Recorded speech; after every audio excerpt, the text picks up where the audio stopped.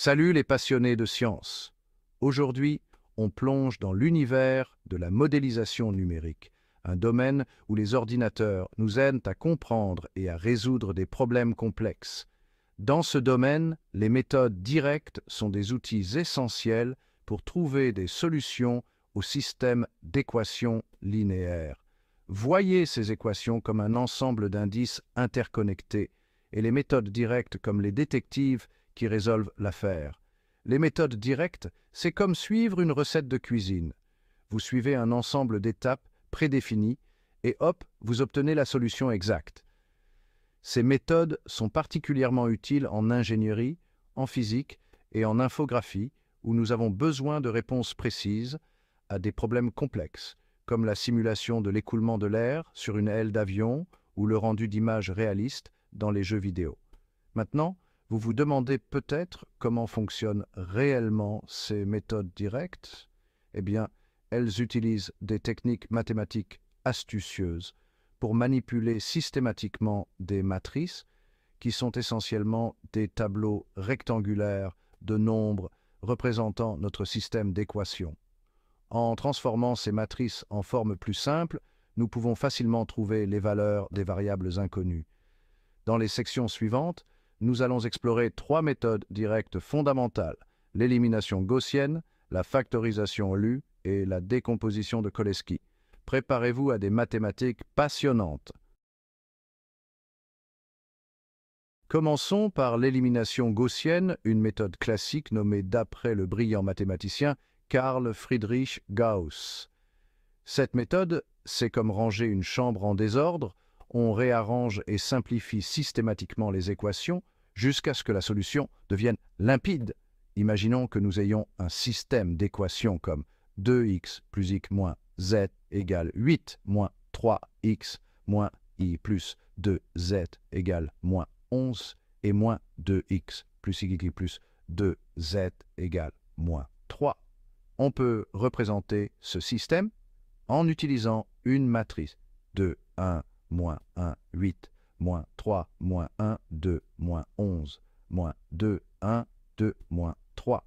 Le but de l'élimination gaussienne est de transformer cette matrice en une forme triangulaire supérieure, ce qui signifie que tous les nombres en dessous de la diagonale sont nuls.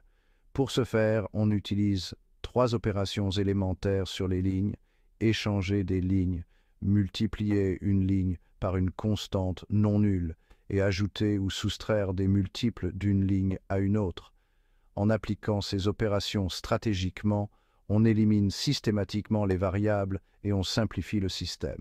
À la fin, on obtient une matrice triangulaire supérieure comme ceci: 1, 0, 0, 2, 0, 1, 0, 3, 0, 0, 1, moins 1. Maintenant, on peut facilement lire la solution: x égale 2, y égale 3 et z égale moins 1. L'élimination gaussienne, c'est comme résoudre un puzzle étape par étape, et ça nous mène toujours à la bonne réponse. Maintenant, explorons la factorisation LU, une autre technique puissante pour résoudre des systèmes linéaires. Imaginez que vous ayez une grande structure Lego complexe.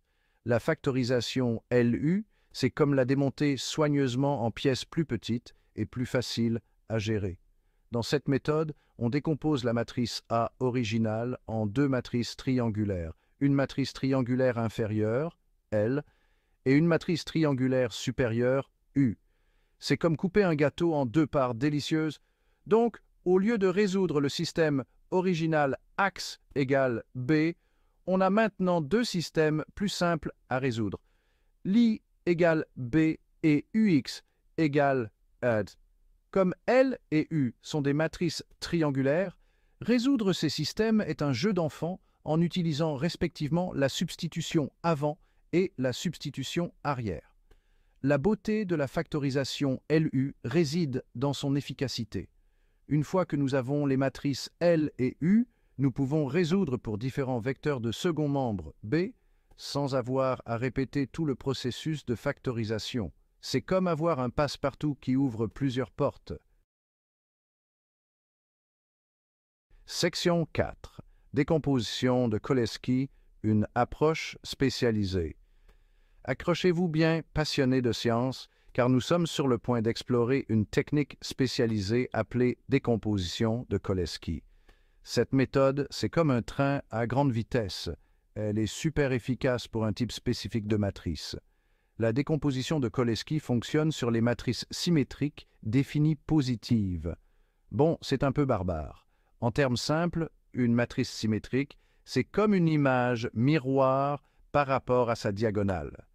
Une matrice définie positive est toujours positive dans un certain sens mathématique.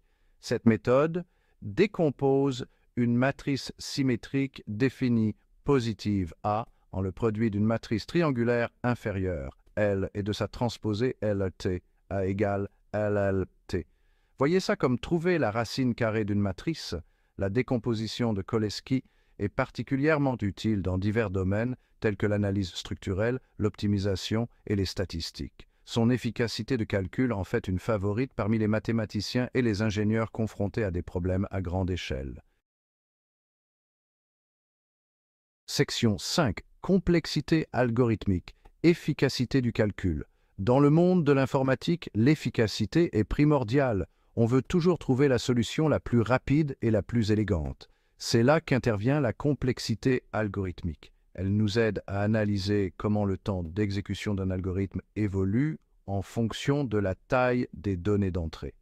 Les méthodes directes, comme celles que nous avons vues, ont généralement une complexité algorithmique plus élevée que les méthodes itératives que nous aborderons brièvement dans un instant.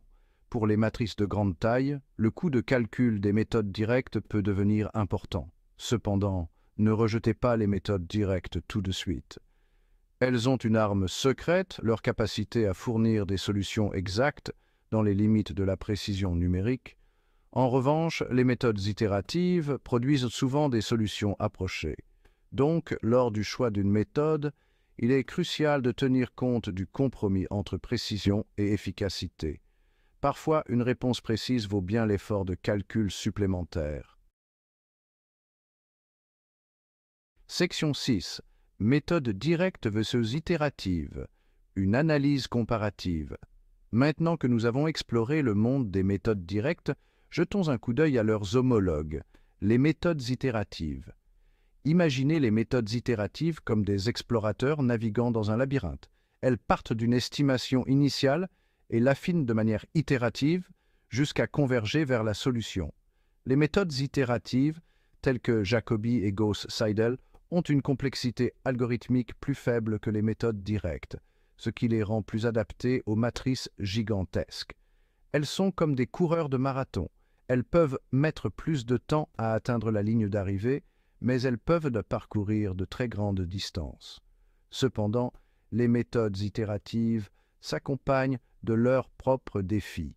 Elles peuvent ne pas toujours converger vers une solution, en particulier pour les matrices mal conditionnées. De plus, la précision de la solution dépend du nombre d'itérations effectuées. C'est comme essayer d'atteindre une cible mobile. On peut s'en approcher, mais pas toujours taper dans le mille. En résumé, les méthodes directes sont comme des scalpels précis, tandis que les méthodes itératives sont comme des couteaux suisses polyvalents. Choisir le bon outil dépend du problème spécifique et de l'équilibre souhaité entre précision et efficacité. Section 7. Conclusion. La pertinence. Durable des méthodes directes. Alors que nous concluons notre voyage à travers le monde fascinant des méthodes directes, il est clair que ces techniques restent des outils essentiels dans l'arsenal de tout mathématicien, ingénieur ou scientifique. Elles offrent un moyen fiable et précis de résoudre des systèmes d'équations linéaires constituant la base d'innombrables applications dans divers domaines. De la simulation de phénomènes physiques complexes à la conception de technologies de pointe, les méthodes directes jouent un rôle crucial dans l'avancement de notre compréhension du monde qui nous entoure, alors que les méthodes itératives offrent une approche alternative, en particulier pour les problèmes à grande échelle. Les méthodes directes restent indispensables pour leur capacité à fournir des solutions précises.